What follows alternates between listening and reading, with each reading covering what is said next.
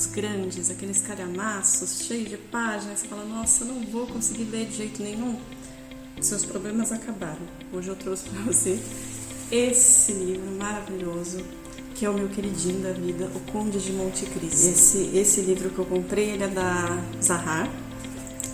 E eu achei, de todos os que eu pesquisei, eu achei que era a edição mais bonita.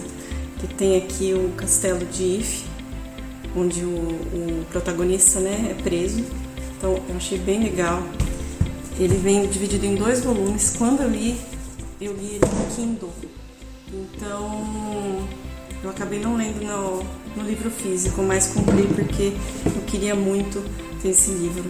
Então ele aqui é dividido em 2 partes, tá? A parte de trás, vou mostrar a parte da frente dele. Eu gostei bastante da edição, gostei da capa, ele tem um tecidinho aqui atrás, ele é bem legal, bem bonito. Aqui, no primeiro volume, ele tem uma ilustração aqui que parecem as pedras do castelo, né? E no segundo são as joias do Conde de Monte Cristo.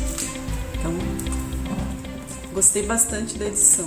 Esse aqui eu recomendo. Esse livro, Conde de Monte Cristo, ele foi escrito pelo francês Alexandre Dumas. Ele foi publicado entre 1844 e 1846. Ele foi escrito em folhetins. E o Alexandre Dumas, ele ganhava por linha. Então você imagina que ele teve bastante inspiração para escrever um livro aí de 1.300 e poucas páginas, né?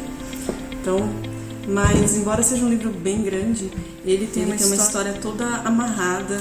Todos os personagens envolvidos aqui na história, eles estão ligados, então é uma leitura muito legal. Tem gente que fala que é tipo um novelão, assim. Então, se você gosta de novelão, pode ler sem medo. Não é uma leitura difícil, não é uma escrita difícil, nada muito rebuscado, então é bem simples de ler.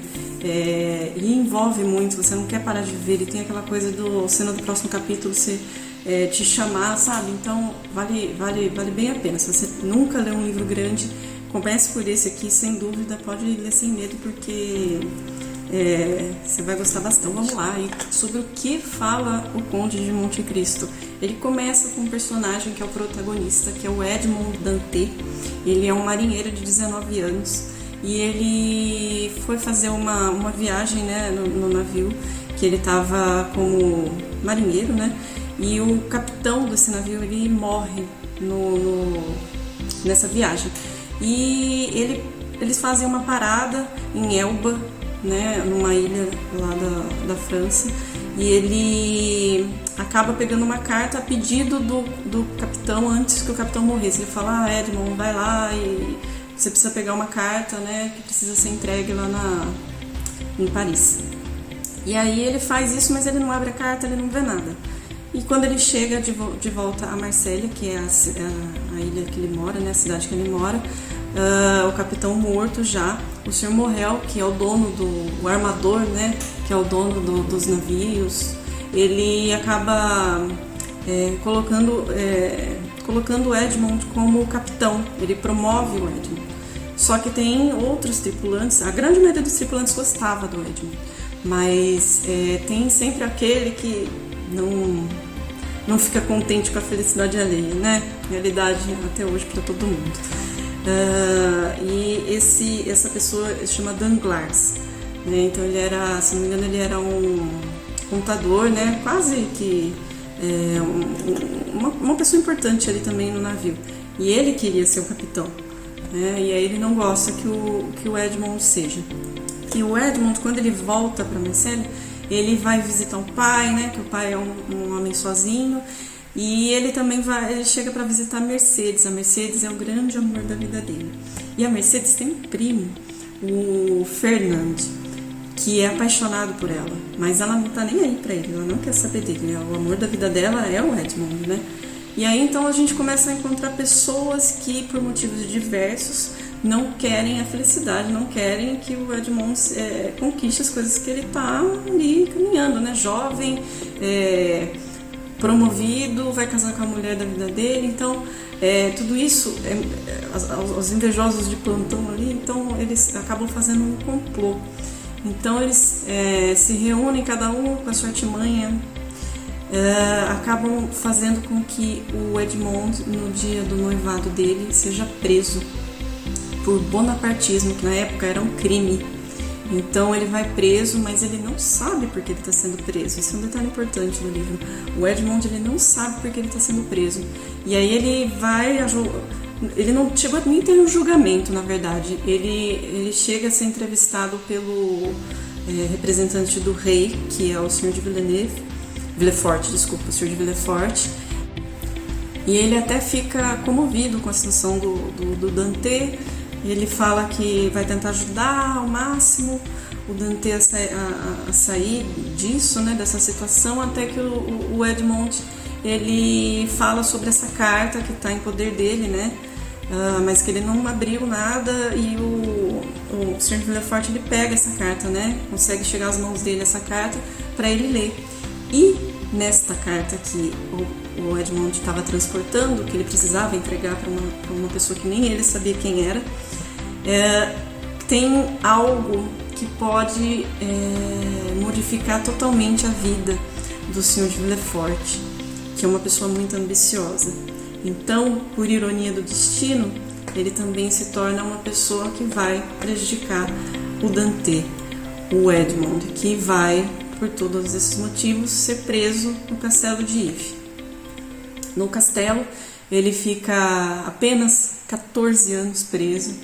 Então, se você imagina a situação de uma pessoa jovem que em momentos assim, do dia para a noite, perde tudo que ele tinha de mais importante e vai preso e não sabe por quê. Ele não tem ideia. Então ele passa por momentos muito difíceis. Ele tenta se matar, ele tenta fazer greve de fome. Então, e sempre tentando assim, se segurar, pedindo a Deus, né? Ele era uma pessoa muito religiosa. E aí ele conhece um outro prisioneiro que está próximo dele, eles não têm contato um com o outro, que é um abade Faria. Ele é dado como louco nesse castelo, né? Então, porque ele oferece muito dinheiro para todo mundo se as pessoas soltarem ele. Então ele fala, eu te dou 1 milhão, te dou 2 milhões, eu tenho dinheiro, não sei o que. Ninguém bota fé nele, ninguém acredita nele. Então fala, o abade Faria é louco, tudo.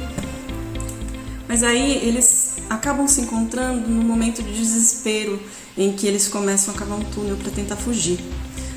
Então eles conseguem se ligar nas celas, né, deles, e aí eles começam a se conhecer, tentar ver como que eles iam fazer para fugir.